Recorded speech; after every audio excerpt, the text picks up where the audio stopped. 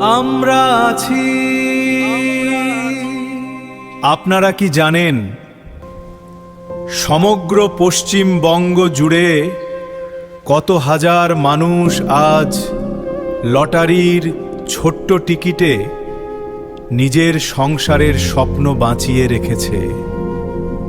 ভোরের প্রথম ট্রেন থেকে রাতের শেষ বাসস্ট্যান্ড পর্যন্ত কেউ দাঁড়িয়ে থাকে রোদে, কেউ ভিজে যায় বৃষ্টিতে।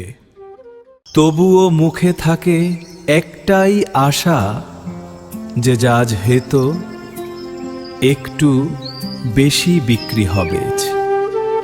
আমরা শুধু শুধু লটারি বিক্রি করি না, আমরা বৃদ্ধ বাবার ওষুধ কিনি, সন্তানের বই কিনি, সংসারের চুলোয় আগুন জ্বালাই।